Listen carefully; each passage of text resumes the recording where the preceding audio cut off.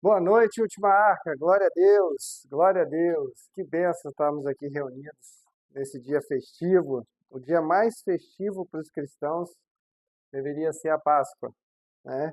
É é o dia da vitória do nosso Senhor e Salvador Jesus Cristo. Amém?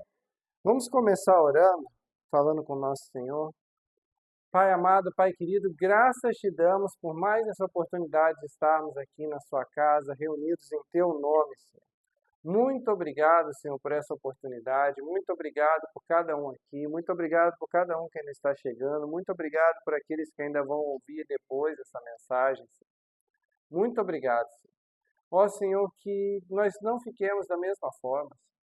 Que depois de entendermos isso, Senhor, nós possamos ter uma mudança do nosso comportamento, Senhor. Que nós possamos entender um pouquinho mais sobre tudo que o Senhor fez na cruz por nós, Senhor. Que nós possamos compartilhar essa mensagem, que nós possamos viver essa mensagem, Senhor. E que eu não atrapalhe aquilo que o Senhor tem para fazer em nosso meio, Senhor. Fala conosco essa noite, Senhor. Usa-me, Senhor, como instrumento da Tua vontade na vida dos meus irmãos, Pai. É o que nós te pedimos, nós te agradecemos, nós bendizemos o Teu nome, Senhor. Muito obrigado, Senhor, em nome de Jesus. Amém. Amém. Vamos começar então com o catecismo, né? Como a gente tem feito sempre. Catecismo Nova Cidade, tá, gente?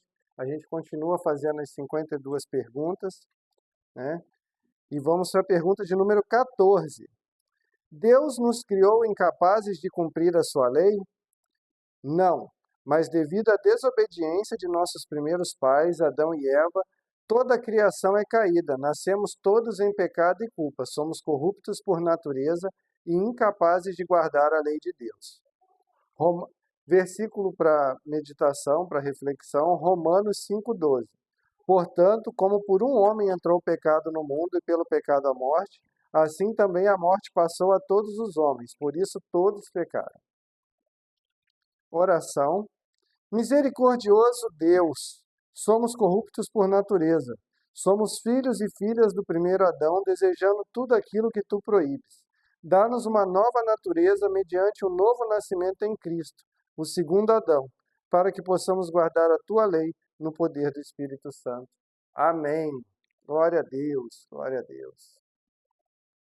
Só mais um lembrete, lembrando que a gente continua com o Clube do Livro, nós estamos lendo juntos o livro do C.S. Lewis, Cristianismo Puro e Simples. Tivemos alguns probleminhas na gravação da última aula, mas tão logo eu consiga reeditar, a gente vai estar postando no nosso canal.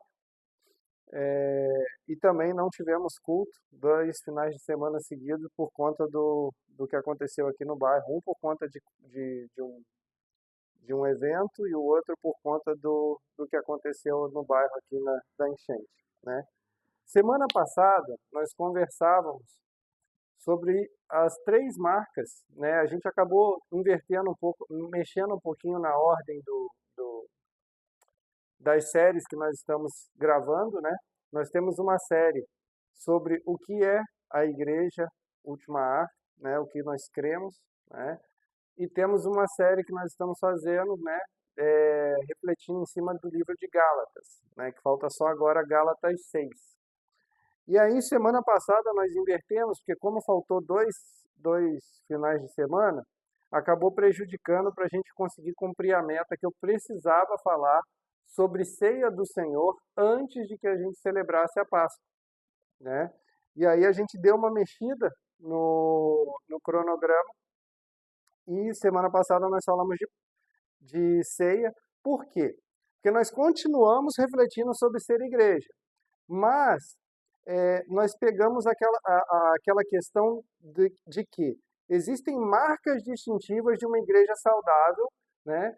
Hoje em dia já tem livro 9 marcas, já tem estudos que mostram mais marcas, mas aquelas que os reformadores colocaram continuam sendo válidas, né? Que é o quê? Pregação bíblica, a administração correta dos sacramentos, batismo e ceia do Senhor, e disciplina eclesiástica, né? Então a gente começou a falar sobre isso. O normal, né, se a gente tivesse conseguido fazer nos 2 finais de semana que não tiveram, era começar sobre pregação bíblica, depois ir para batismo e ceia.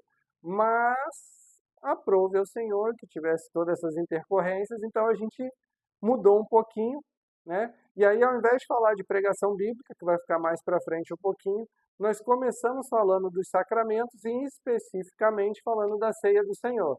Lançamos uns fundamentos, né, que vão estar num outro vídeo aqui, anterior a esse desse culto. Quem quiser, porque senão eu vou ter que voltar tudo de novo hoje. Eu quis lançar esse fundamento semana passada, justamente para que hoje a gente já pudesse estar praticando esse fundamento e não só lançando de novo essa questão da ceia. Tá? Então, quem quiser ver o nosso entendimento sobre ceia, né, baseado nas escrituras e tudo, vai estar tudo nesse outro vídeo do culto da semana passada, tá? Que por uma questão só de edição que atrasou um pouquinho lançar, e nós vamos estar lançando os dois, se Deus quiser, até amanhã. Tá? Hoje nós vamos estar falando da Páscoa, da Páscoa.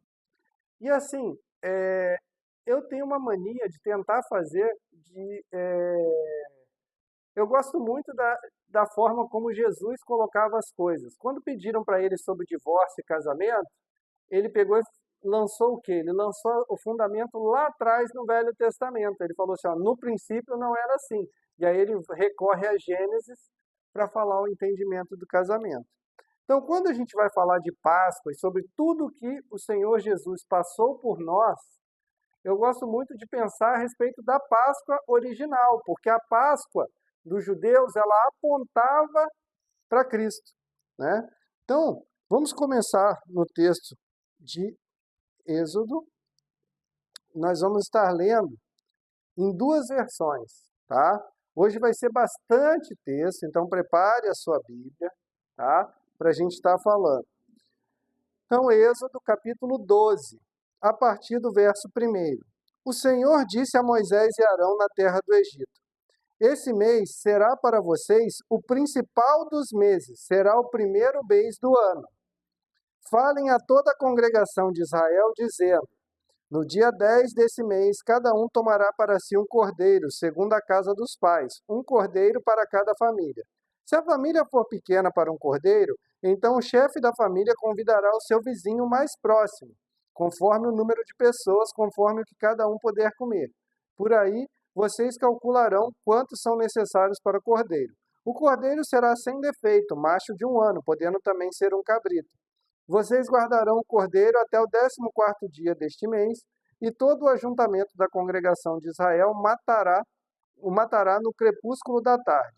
Pegarão um pouco de sangue e passarão nas 2 ombreiras e na viga superior das portas nas casas que o comerem. Naquela noite comerão a carne assada no fogo, com pães sem fermento e ervas amargas. Não comam do animal nada cru, nem cozido em água, porém assado ao fogo, a cabeça, as pernas e as vísceras. Não deixem nada do cordeiro até pela manhã. O que, porém, ficar pela manhã, queimem. É assim que vocês devem comê-lo, já prontos para viajar, com sandálias nos pés e cajado na mão. Comam depressa, é a Páscoa do Senhor, porque naquela noite passarei na terra do Egito e matarei na terra do Egito todos os primogênitos, tanto as pessoas como os animais. Executarei juízo sobre todos os deuses do Egito. Eu sou o Senhor. Até aqui. E agora, isso daqui é uma questão que a gente não comentou na semana passada, mas serve para fundamento a respeito da ceia. Então, ainda continuando nesse capítulo, a partir do verso 43, o Senhor disse a Moisés e Arão, essa é a versão, a mensagem. Eu sei que não é a versão, não é uma tradução, é uma paráfrase, mas é porque para explicar, elucidar o que eu quero falar para vocês, ela é mais clara.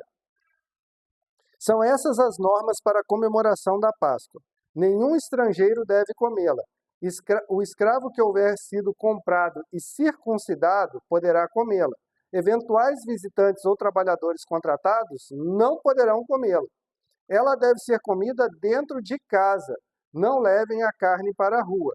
Nenhum osso deverá ser quebrado. Toda a comunidade de Israel deve participar da refeição. Se algum imigrante que viva no meio de vocês quiser comemorar a Páscoa do Eterno, todos os de sua família que forem do sexo masculino deverão ser circuncidados para poder participar da refeição. Ele passará a ser tratado como um natural da terra, mas quem não for circuncidado não poderá comer da Páscoa. As mesmas normas valem para o natural da terra e para o imigrante que veio no meio de você, que vive no meio de vocês. Os israelitas fizeram exatamente como o Senhor havia ordenado a Moisés e Arão. No mesmo dia, o Eterno tirou os israelitas da terra do Egito, tribo por tribo. Até aqui. Eu gosto de mostrar isso por quê? Porque aí a gente vê alguns detalhes bem importantes. Primeiro, às vezes a gente vê a questão, primeiro de tudo, é que a Páscoa era isso. O cordeiro era morto na sexta-feira e o sangue dele marcaria as casas que o Senhor pouparia do juízo, quando o Senhor condenou os egípcios e libertou o povo de Israel do jugo de escravidão. Isso prefigurava Cristo em que sentido? Ele é o cordeiro perfeito, porque aqui fala que tinha que ser um animal sem defeito, tá? E a gente vai ver a respeito de alguns detalhes, por exemplo, o de comer inteiro, o de não quebrar nenhum osso, tá? E esse tipo de coisa, assim, e ser feito na família. E aí, o que acontece? Quando você vê as regras, por exemplo, quem era de fora não podia comer. Se a pessoa não fosse do povo, não podia comer. Então, quando você vê algumas congregações, a nossa inclusa, que não participa da ceia, quem não é batizado e caminha conosco, é por conta disso. Era uma regra, né? A pessoa tinha que ser batizada e tinha que ser, a pessoa tinha que ser do povo do Senhor. Então, como que hoje a gente define quem é e quem não é do povo do Senhor? Através do batismo. Então, quem é batizado pode ser, né? Quem pode participar da ceia do Senhor? É essa que é a condição, né? Por quê? Porque o sacramento é isso, é uma confissão pública. O batismo é uma confissão pública de fé, é uma confissão pública da sua aliança com Cristo. E a ceia do Senhor é uma confissão pública do quê? Da sua comunhão com a congregação, da sua comunhão com o povo do Senhor, né? Então, quando você participa da ceia, você está dizendo, eu faço parte desse povo e eu tenho comunhão com esses irmãos. E isso é mostrado para os de fora. A ideia é justamente mostrar essa comunhão para que as pessoas entendam essa distinção e queiram também participar dela, queiram também estar dentro dela, né? Como fala ali em Atos 2, né? E cada dia o Senhor ia acrescentando, né? Eles eram bem vistos pelos de fora e o Senhor ia acrescentando aqueles que iam sendo salvos, né? Então, esses princípios eu queria lançar, essa questão do cordeiro ter que ser consumido por inteiro, essa questão de não quebrar os ossos, porque isso vai mostrar que, assim, existe uma construção na Bíblia. Depois, você vai ver os profetas profetizando que nenhum dos seus ossos foi quebrado, e depois, lá na frente, nenhum dos seus ossos foi quebrado na crucificação. A gente vai ler a respeito da crucificação hoje, e aí a gente vai ver que nenhum dos seus ossos foi quebrado. Então vai se cumprindo, é uma construção da revelação, entendeu? As coisas não estão ali soltas, cada coisa aponta para uma maior do que ela, entendeu? Sempre apontando para Cristo, né? Essa questão da Páscoa, gente, isso é central para o cristianismo. A crucificação, ela é fundamental, né? Aquilo que a gente conversou na semana passada, que muito me entristeceu. Eu tive dificuldade para conseguir uma cruz no meio de lojas de artigos evangélicos. Eu conseguiria aquele talide, aquele negócio de pôr no pescoço para os judeus, eu conseguiria o kippah dos judeus, Eu conseguiria uma imitação, uma réplica da placa do sumo sacerdote com as pedras, imitação das pedras das 12 tribos. Mas eu tive dificuldade para conseguir uma cruz para poder enfeitar a igreja para a ceia. E eu fiquei assim, gente, que isso? Entendeu? Porque assim, a gente se perdeu hoje em dia, por exemplo, levados até por uma questão comercial, ou sei lá, capitalista, cultural, hoje em dia a gente comemora mais o Natal, também é importante comemorar o Natal, mas entendam bem, o Natal é uma data não tão precisa, diferente da Páscoa, que é uma data precisa, o Natal é uma data que não é tão precisa assim. É importante comemorar a encarnação? Lógico, é um distintivo do cristianismo. O nosso Deus se fez carne e habitou entre nós, vimos a sua glória, glória como o unigênito do Pai. Sim, é um distintivo do cristianismo. Mas para nós, para todo o enredo bíblico, a crucificação e a ressurreição são muito mais essenciais para a nossa fé. Porque o nascimento de Cristo sem a cruz, sem a ressurreição, não traria reconciliação com Deus. Era importante que tudo se cumprisse nele, né? Então, esse fim de semana é o fim de semana principal. Quando ele fala assim que o mês seria o mês principal, é porque esse fim de semana, esse evento é a principal festa. Foi a festa da libertação dos judeus no Egito e é a nossa festa da libertação do pecado. Tá? Então vamos começar a falar sobre isso. Eu quis trazer, antes da gente falar especificamente do caminho para a cruz, eu quis falar alguns pontos que eu acho importantes, né? Porque às vezes fala assim, nossa, mas matar ele com crueldade, será que isso é amor? Então, assim, em João, no capítulo 15, Jesus fala a respeito desse amor. O meu mandamento é este, no capítulo 15, versos 12 a 17, que vos ameis uns aos outros, assim como eu vos amei. Essa frase é central agora. Ninguém tem amor maior do que esse, de dar a alguém a própria vida em favor dos seus amigos. Vós sois meus amigos, se fazeis o quê? O que eu vos mando. Grifo meu, né? Destaque meu. Já não vos chamo servos, porque o servo não sabe o que faz o seu senhor, mas tenho-vos chamado amigos, porque tudo quanto ouvi de meu Pai vos tenho dado a conhecer. Não fostes vós que me escolhestes a mim. Pelo contrário, eu vos escolhi a vós outros, e vos designei, para que vades e deis fruto, e o vosso fruto permaneça, a fim de tudo quanto pedirdes ao Pai, em meu nome, ele vô-lo conceda. Isso vos mando, que vos ameis uns aos outros.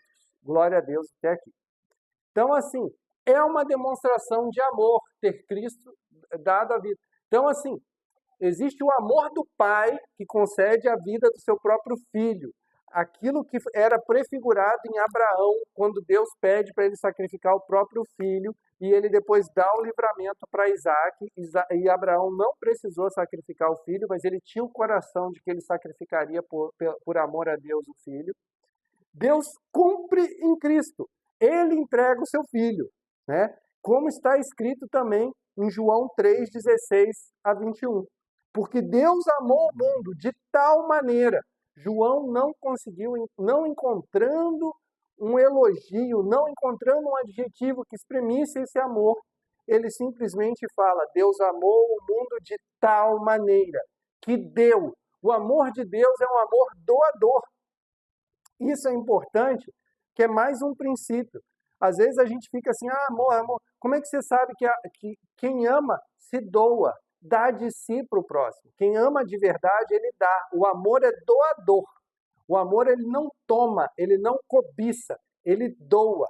Tudo que o cara toma é porque ele não ama verdadeiramente, né? de tal maneira que deu o seu Filho, para que todo aquele que nele crê não pereça, mas tenha a vida eterna. Porque Deus enviou o seu Filho ao mundo, não para que julgasse o mundo, mas para que o mundo fosse salvo por ele. Quem nele crê não é julgado. O que não crê já está julgado, porquanto não crê no nome do unigênito Filho de Deus. O julgamento é esse, que a luz veio ao mundo, e os homens amaram mais as trevas do que a luz, porque as suas obras eram más. Pois todo aquele que pratica o mal aborrece a luz e não se chega para a luz, a fim de que não sejam arguidas as suas obras.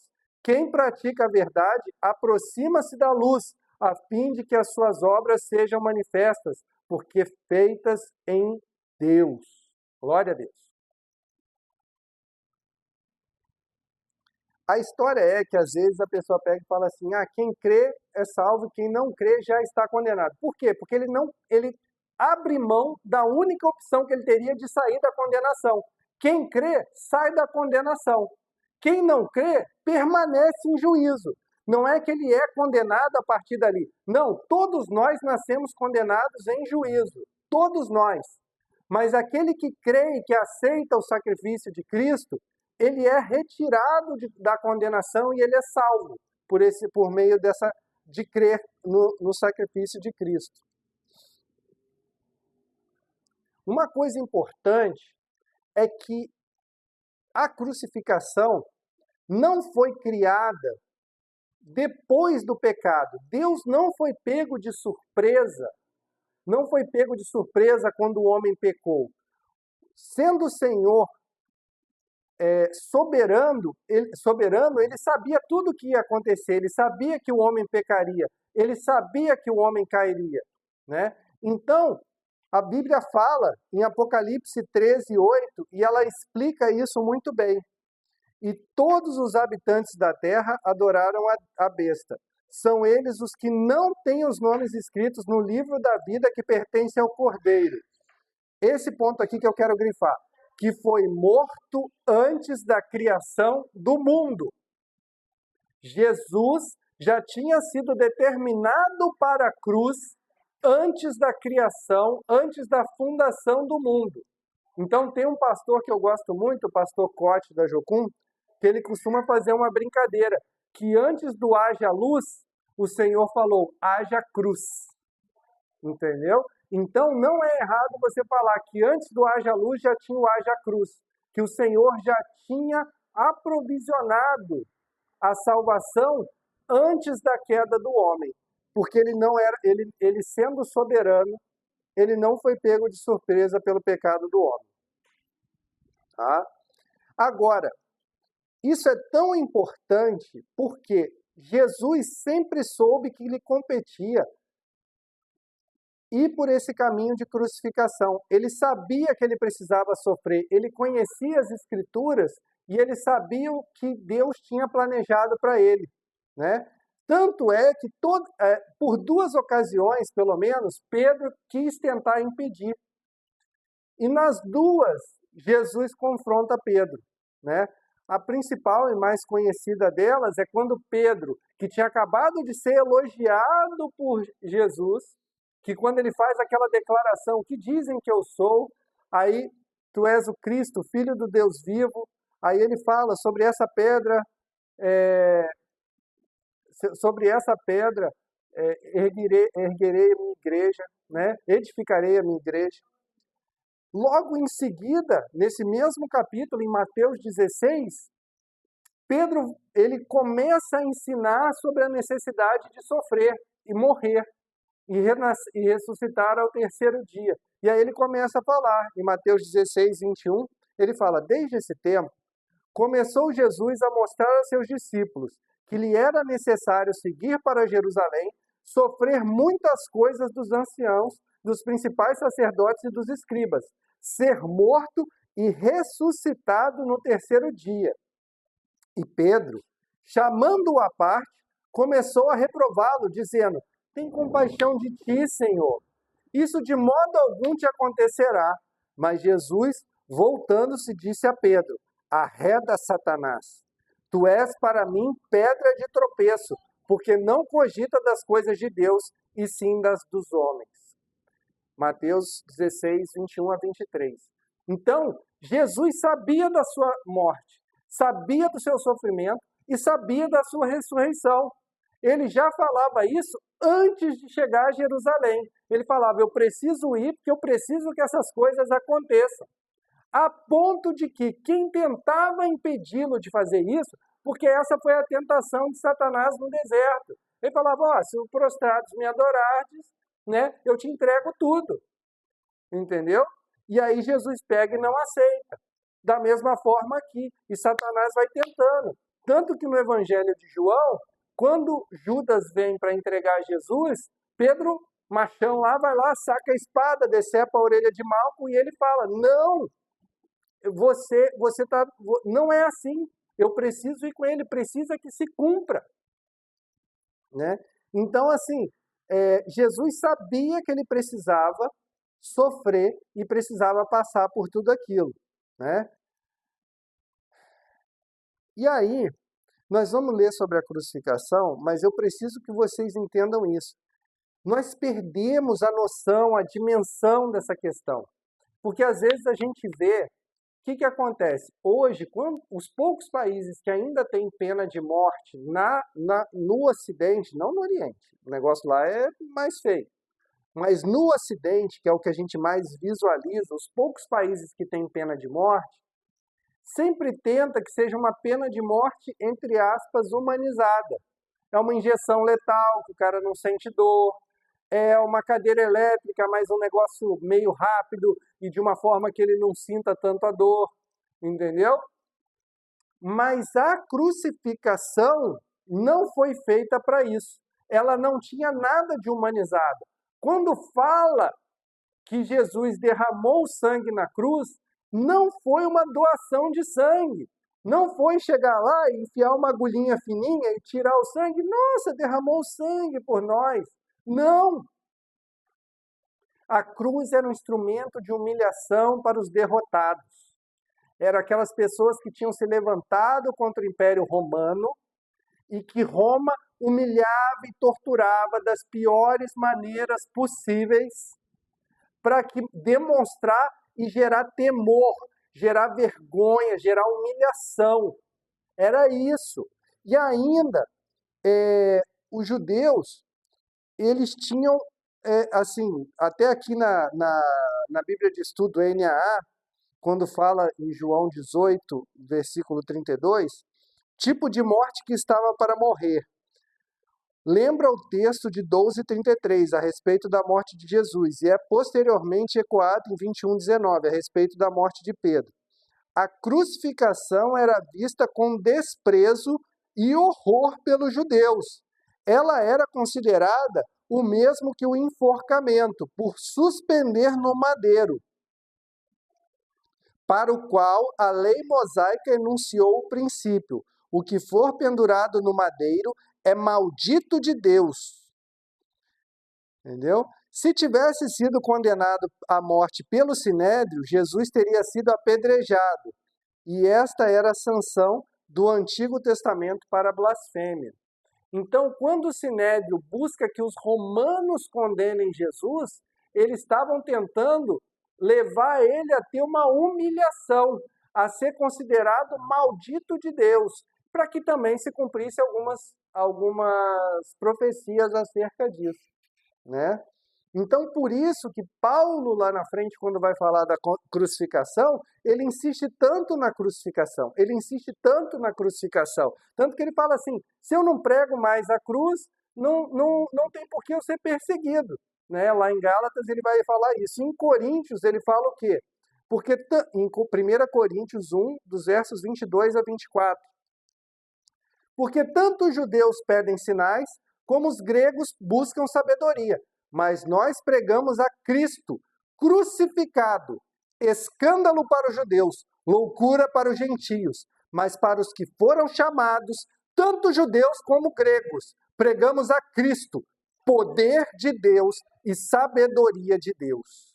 Glória a Deus, glória a Deus. Isso é fundamental. Nós precisamos entender que o nosso Senhor e Salvador sofreu pelos nossos pecados, para que se cumprisse nele a profecia de Isaías 53, do servo sofredor.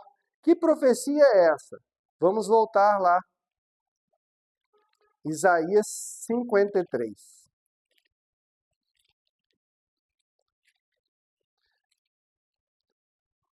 A partir do verso 1. Quem creu em nossa pregação e a quem foi revelado o braço do Senhor? Porque foi subindo como um renovo diante dele, como raiz em terra seca. Não tinha boa aparência, nem formosura. Olhamos para ele, mas não havia nenhuma beleza que nos agradasse. Era desprezado e o mais rejeitado entre os homens, homem de dores, e que sabe o que é padecer. E como um de quem os homens esconde o rosto, era desprezado, e dele não fizemos caso. Certamente, ele tomou sobre si as nossas enfermidades, e as nossas dores levou sobre si. Nós o considerávamos como aflito, ferido de Deus e oprimido, mas ele foi transpassado por causa das nossas transgressões e esmagado por causa das nossas iniquidades. O castigo que nos traz a paz estava sobre ele, e pelas suas feridas somos sarados. Todos nós andávamos desgarrados como ovelhas, cada um se desviava pelo próprio caminho, mas o Senhor fez cair sobre ele a iniquidade de todos nós. Ele foi oprimido e humilhado, mas não abriu a boca. Como cordeiro foi levado ao matadouro, e como ovelha muda diante dos seus tosqueadores, não abriu a boca. Pela opressão e pelo juízo, ele foi levado. E de sua linhagem, quem se preocupou com ela? Porque ele foi cortado da terra dos viventes. Foi ferido por causa da transgressão do meu povo. Designaram-lhe a sepultura com os ímpios, mas com o rico esteve na sua morte, embora não tivesse feito injustiça, e nenhum engano fosse encontrado na sua boca. Verso 10.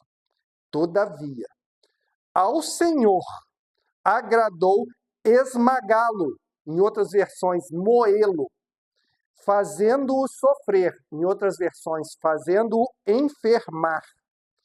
Quando ele der a sua alma como oferta pelo pecado, verá a sua posteridade e prolongará os seus dias, e a vontade do Senhor prosperará nas suas mãos. Ele verá o fruto do trabalho da sua alma e ficará satisfeito. O meu servo, o justo, com seu conhecimento, justificará a muitos, porque as iniquidades deles levará sobre si. Por isso eu lhe darei a sua parte com os grandes, e com os poderosos ele repartirá despojo, pois derramou a sua alma na morte, e foi contado com os transgressores. Contudo, levou sobre si o pecado de muitos, e pelos transgressores intercedeu. Glória a Deus, glória a Deus, glória a Deus. Mais um princípio importante. Não foi Satanás que castigou Jesus na cruz. Foi Deus. É a ira de Deus sendo derramada sobre ele. Porque o nosso Senhor, ele é amor. Deus é amor, mas ele também é justiça. Ele também é ira. Nós não podemos, por conta do amor, dizer que não existe justiça, que não existe ira em Deus. Então, ele derrama a sua ira naquele momento ali. E é o único momento em toda a eternidade que a Trindade se separou. É por isso que Jesus queria que passasse dele esse cálice. Não porque ele não achasse que suportaria, porque ele mesmo fala a Pedro que ele vai suportar o tipo de morte depois. E depois todos os apóstolos foram martirizados.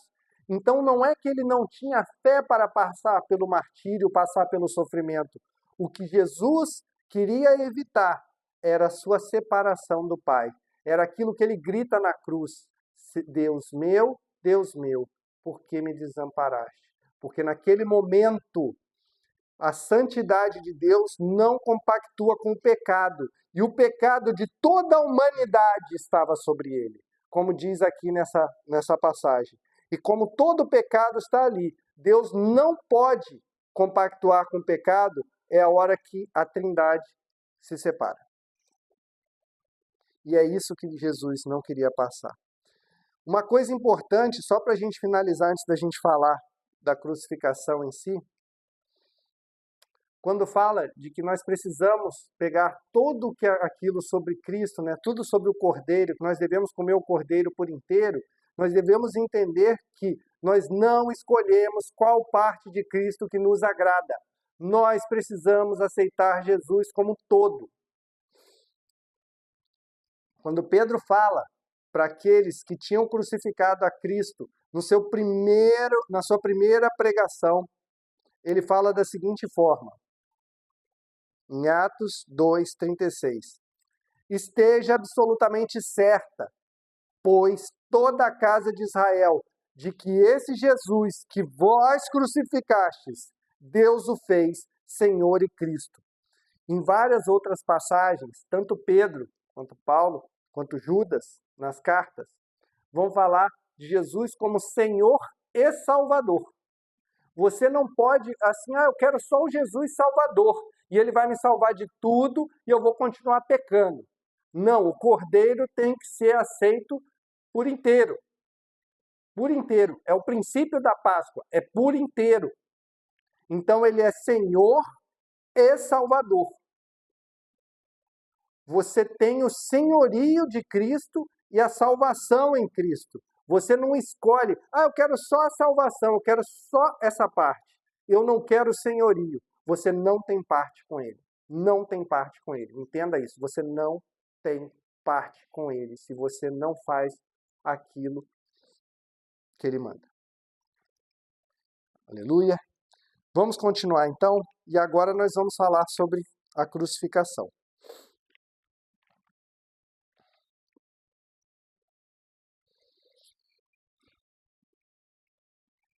Então, assim, se possível, leia em todos os evangelhos, em todos. A crucificação é um ponto comum de todos os evangelhos.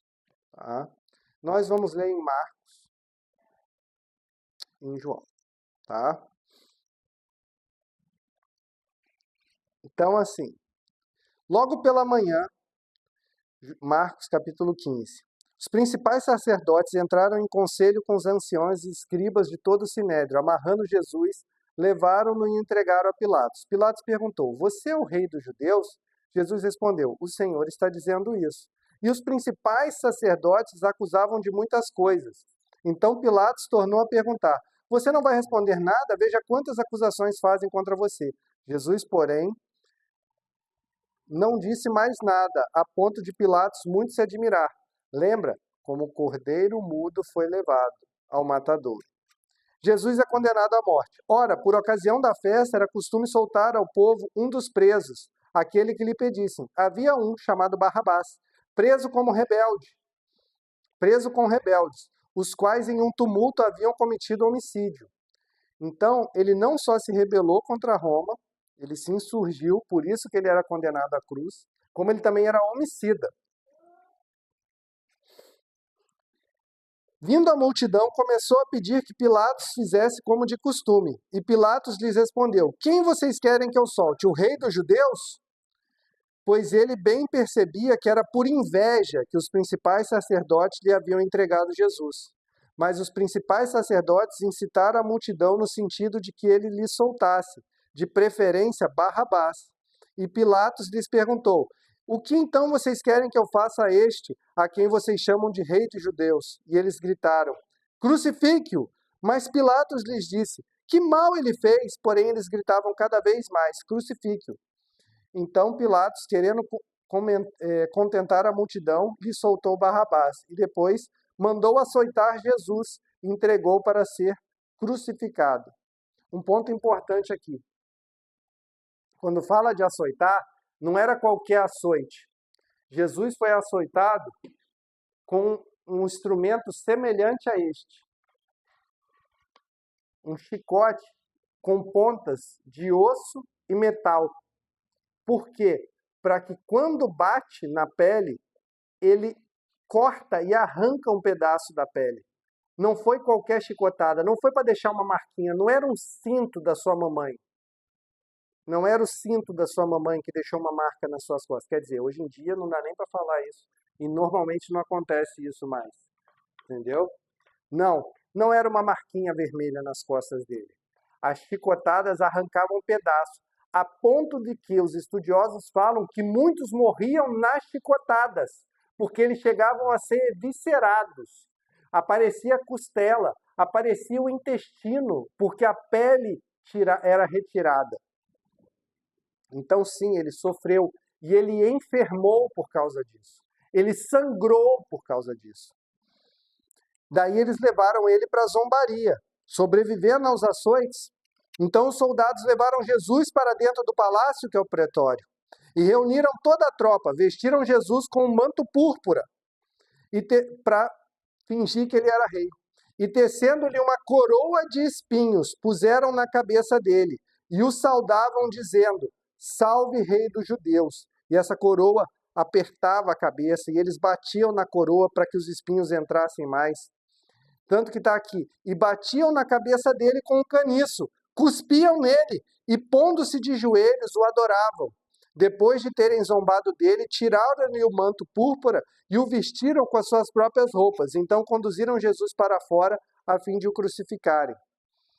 E obrigaram Simão Cirineu, que passava vindo do campo, pai de Alexandre e Rufo, a carregar a cruz de Jesus. Isso vai ser importante lá na frente em Atos, mas aí é uma outra história para a gente conversar um outro dia. E levaram Jesus para o Gólgota, que quer dizer lugar da caveira. Quiseram dar-lhe de beber vinho misturado com mirra, mas Jesus não aceitou. Então o crucificaram e repartiram entre si as roupas dele, tirando sorte para ver o que cada um levaria. Eram 9h da manhã quando o crucificaram, e a inscrição com a acusação contra ele dizia: Rei dos Judeus. Com ele crucificaram 2 ladrões, um à sua direita e outro à esquerda. E cumpriu-se o que a Escritura que diz: com os malfeitores foi contado.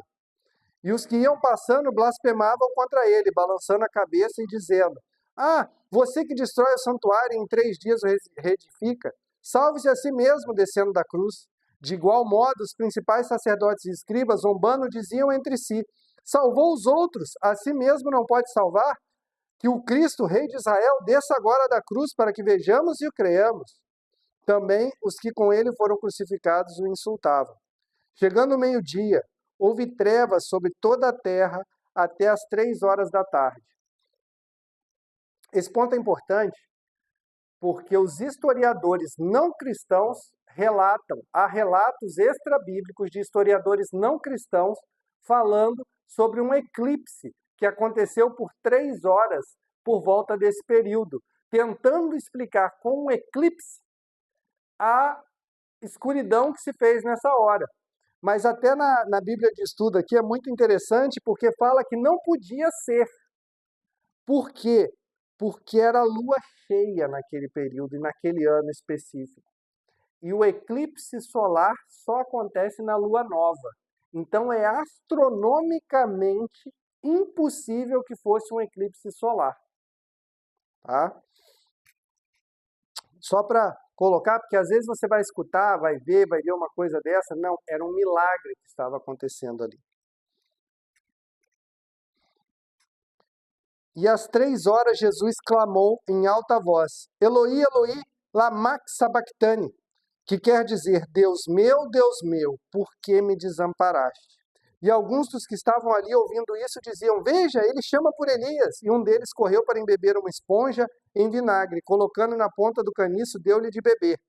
Esperem, vejamos se Elias vem tirá-lo. Mas Jesus, dando um forte grito, expirou. E o véu do santuário se rasgou em 2 partes, de alto a baixo. O centurião que estava na frente de Jesus, vendo que assim havia expirado, disse: Verdadeiramente, este homem era filho de Deus. Glória a Deus. Vamos só dar uma olhadinha em João, porque João fala de algumas questões que eu acho importantes. Fala, por exemplo, do texto que diz: Para que se cumprisse a escritura, repartiram entre si as minhas roupas, e sobre a minha túnica lançaram sortes. né? E sobre a morte de Jesus, fala que depois de ele ter tomado o vinagre, o que ele grita é está consumado, que é como a música que a gente cantou no louvor, que é tetelestai, está consumado.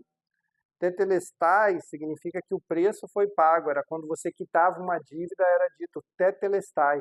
Ou quando um rei vencia a guerra e vinha para apresentar a sua vitória, a palavra que era anunciada era tetelestai, né? Está consumado. Kátia, abre ali a porta, fazendo um favor. Então, esse está consumado, era para referir a isso, para referir ao pagamento completo de uma dívida, ou uma vitória completa numa guerra. Era isso que era tetelestai, né? E é isso que Jesus grita quando ele expira, né? Quando ele entrega a sua vida ali, quando ele se entrega para Deus, né? E inclinando a cabeça, entregou o Espírito. E aí fala sobre mais um cumprimento de uma profecia, a partir do verso 31 do capítulo 19 de João. Então, para que os corpos não ficassem na cruz durante o sábado, visto que era dia da preparação e era grande o dia daquele sábado, os judeus pediram a Pilatos que fossem quebradas as pernas dos crucificados e fossem tirados das cruzes. Os soldados quebraram as pernas dos homens que tinham sido crucificados com Jesus, primeiro de um, depois do outro. Quando, porém, chegaram a Jesus, vendo que já estava morto, não lhe quebraram as pernas, mas um dos soldados lhe abriu o lado com uma lança, e logo saiu sangue e água. Aquele que viu isso dá testemunho, e o testemunho dele é verdadeiro, e sabe que diz a verdade para que vocês também creiam. E isso aconteceu para que se cumprisse a Escritura. Nenhum de seus ossos será quebrado. E outra vez diz a Escritura, olharam para aquele a quem transpassaram. Até aqui. Então, é muito importante a gente entender isso, por quê? Porque se cumpre aquilo que a gente conversou sobre a Páscoa. Não se quebravam os ossos do cordeiro. E, se você ver bem, era costume quebrar os ossos de quem era crucificado. Por quê? É uma questão de saúde. Quando você era pregado e esticado, você ficava esticado com o peso do seu próprio corpo. Não era só o seu braço que ficava para cima e ficou dormente porque ficou para cima, faltou sangue na ponta porque ficou para cima. Não! Isso estica a sua caixa torácica e você fica com dificuldade para respirar. E você fica ali pendurado, por isso que é pendurado no madeiro. E aí o que acontece? É um prego, gente. Eu quis pegar isso daqui porque eu acho muito ilustrativo. É um prego gigante, porque ele perfurava as duas canelas para você ser crucificado. Você era crucificado assim. E para aliviar a falta de ar e tentar respirar um pouquinho mais, o que o criminoso fazia? Né? O que o condenado fazia? Ele se forçava com uma dor lacinante, ele se forçava com a sua perna para cima para tentar diminuir o estiramento do tórax para que ele pudesse respirar um pouquinho mais. Ele pudesse respirar um pouquinho mais, ele tivesse um pouquinho mais de fôlego, mesmo com dor. E isso fazia ele durar um pouco mais. E aí, qual que era o costume? Quando você queria abreviar a morte da pessoa, você ia lá e quebrava a perna dele.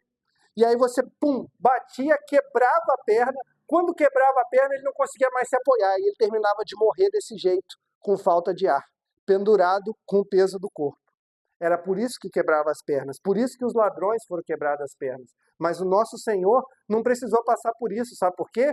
Porque ele tinha sofrido tanto antes. Ele tinha sangrado tanto antes nos açoites, né? Arrancando a pele dele nos açoites, espetando ele com a coroa de espinhos. Ele já estava tão exaurido que ele expirou antes de chegar nisso, para que se cumprisse as escrituras que nenhum dos seus ossos foi quebrado, para que ele fosse considerado como o cordeiro da Páscoa, do qual você não podia quebrar nem o osso para consumi-lo.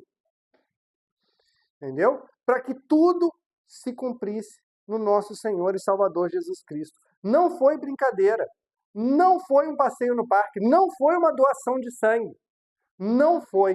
O nosso Senhor, ele foi humilhado da pior maneira possível. Era assim que se humilhava o derrotado na guerra. Era assim que se humilhava o rebelde que se insurgia contra César. Não tinha paninho cobrindo ele na cruz. Por que era escândalo? Porque ele, além de ser pendurado no madeiro, que era considerado pela lei mosaica, o equivalente ao enforcamento, que a pessoa que era enforcada, que era pendurada, ele era considerado maldito de Deus. Ele, além de tudo, ele era pendurado nu. Então, ele estava passando por toda aquela humilhação nu. Imaginem a cena, o sofrimento, a angústia, o sangramento. E aí, hoje, as pessoas vêm e debocham. As pessoas vêm e debocham. As pessoas vêm e escarnecem do nosso Senhor. As pessoas vêm e brincam com tudo que ele passou. Entendeu? Ele entrega por amor. Mas aí se cumpre aquilo que a gente leu antes. Que quem nele não crê já está condenado, porque não creu no unigênito Filho de Deus. Irmãos, nós precisamos entender o que o nosso Senhor pagou, o preço que foi pago. Entender o valor desse sangue.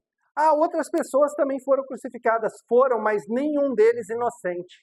O único que passou por tudo isso, inocente, sem culpa, sem pecado, sem transgressão, sem ter cometido nada.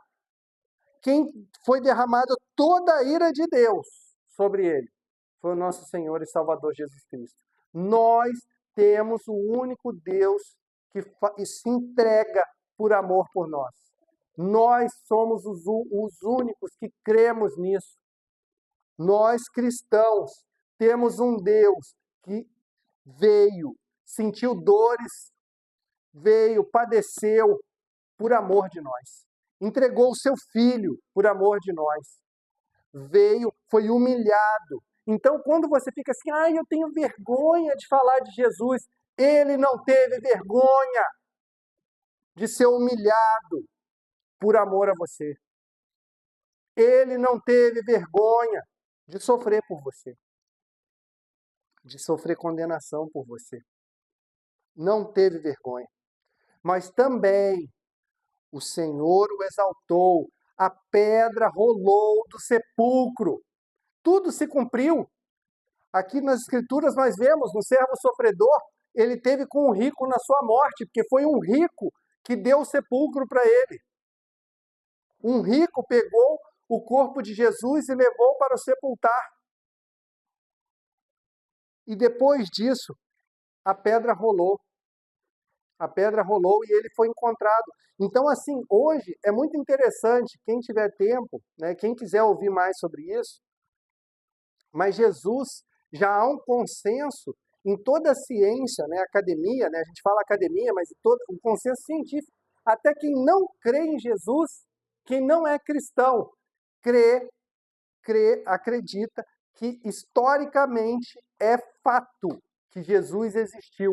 Um homem chamado Jesus, a qual foi atribuído milagres, ao qual foi falado que ressuscitou na Galileia, naquela região.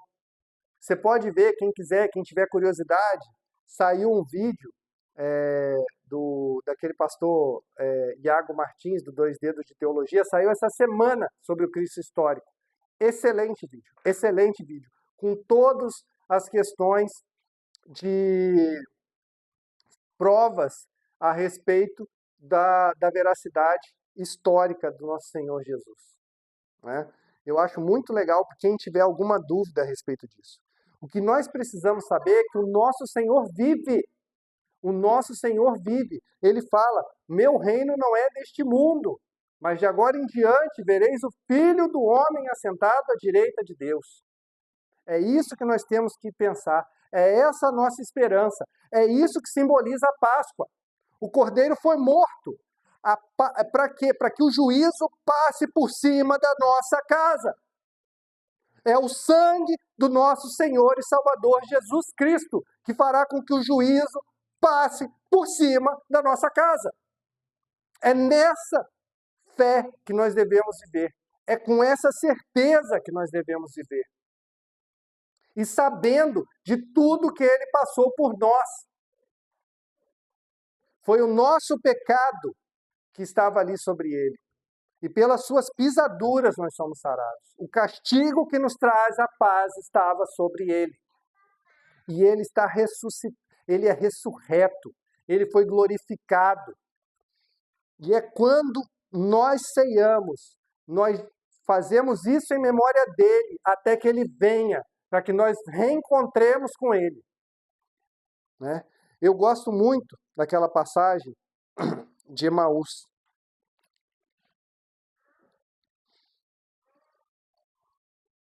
Que a gente conversou na semana passada. Vou resumir. Os discípulos estavam decepcionados, tinham achado que Jesus tinha morrido e tal, e estavam indo a caminho de uma aldeia chamada Emaús, encontram com Jesus já ressurreto, não reconhecem ele, e ele começa a falar sobre tudo que havia de acontecer. Não, primeiro eles falam assim, você não sabe o que aconteceu? Jesus, poderoso em obras, foi morto, né? E aí ele fala, é mesmo? Então ele começa a falar sobre tudo que as Escrituras falavam. Então no verso 19 de Lucas 24 fala, aquilo que aconteceu com Jesus, o Nazareno, que era profeta, poderoso em obras e palavras, diante de Deus e de todo o povo. E como os principais sacerdotes e nossas autoridades o entregaram para ser condenado à morte e o crucificaram. Nós esperávamos que ele quem havia de redimir Israel. Mas, depois de tudo isso, nós já estamos no 3º dia desde que essas coisas aconteceram. É verdade que também algumas mulheres do nosso grupo nos surpreenderam, indo de madrugada ao túmulo e não achando o corpo de Jesus, voltando e dizendo que tinham tido uma visão de anjos, os quais afirmavam que ele vive. De fato, alguns dos nossos foram ao túmulo e verificaram a exatidão do que as mulheres disseram, mas não o viram. Então ele lhes disse, como vocês são insensatos e demoram a crer em tudo que os profetas disseram? Não é verdade que o Cristo tinha de sofrer e entrar na sua glória? E começando por Moisés e todos os profetas, explicou-lhes o que constava a respeito dele em todas as Escrituras. Quando se aproximaram da aldeia para onde iam, ele fez menção de passar adiante, ele fez como quem vai seguir. Mas eles os convenceram a ficar, dizendo, fique conosco, porque é tarde, e o dia já está chegando ao fim. E entrou para ficar com eles. E aconteceu que, enquanto estavam à mesa, ele pegou o pão, o abençoou, depois partiu o pão e deu a eles. Então, os olhos deles se abriram, e eles reconheceram Jesus, mas ele desapareceu da presença deles. E disseram um ao outro, não é verdade que o coração nos ardia no peito, quando ele nos falava a caminho, quando nos explicava as Escrituras? E na mesma hora, levantando, voltaram para Jerusalém, e onde acharam reunidos 11 e outros com ele, os quais diziam, de fato, o Senhor ressuscitou e já apareceu a Simão. Glória a Deus. E é isso que nós celebramos quando nós ceiamos. Jesus fala para que nós façamos isso em memória dele. E a ceia para nós, ela tem um duplo significado. Um memorial, uma pedagogia a respeito de tudo que passou. Sangue, o vinho simbolizando o sangue, o pão simbolizando a carne. Nós fazemos isso em memória dele, porque ele assim determinou. Mas também, onde dois ou mais, está escrito que onde 2 ou mais se reúnem em seu nome, ele se faz presente. Então ele também está presente. Nós não cremos como outras áreas do cristianismo, de que os elementos se transformam no corpo de Cristo. Mas também não cremos só que é só uma memória, uma pedagogia. Não, nós cremos que o Senhor está presente conosco quando ceiamos. Nós cremos porque ele falou que estaria conosco até a consumação dos séculos. Nós cremos nisso. E é isso que nós celebramos hoje. Que hoje, quando nós ceiarmos, que que aqueles que ainda não aconteceu isso, que abram-se os olhos, que nós possamos ver, contemplar o Cristo ressurreto.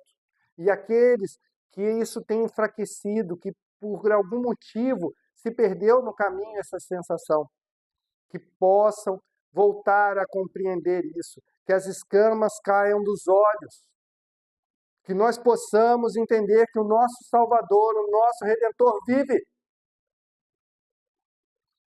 e que Ele vai voltar e que é através do sangue dele derramado que o juízo vai passar por sobre as nossas casas. Amém? Aleluia! Glória a Deus!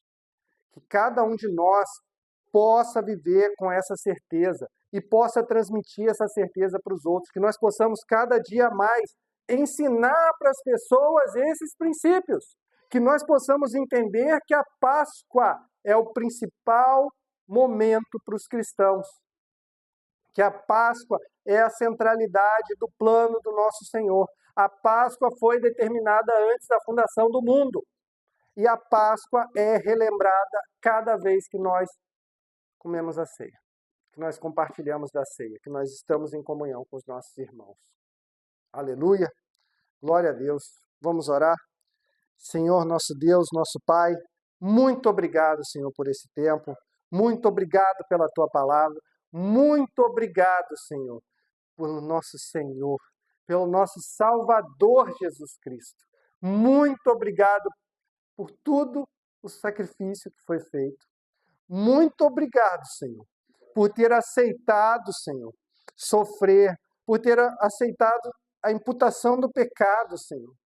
Se afastar de Deus, Senhor. Passar por isso, Senhor, por amor de nós, dar a sua vida, Senhor, pelos seus amados.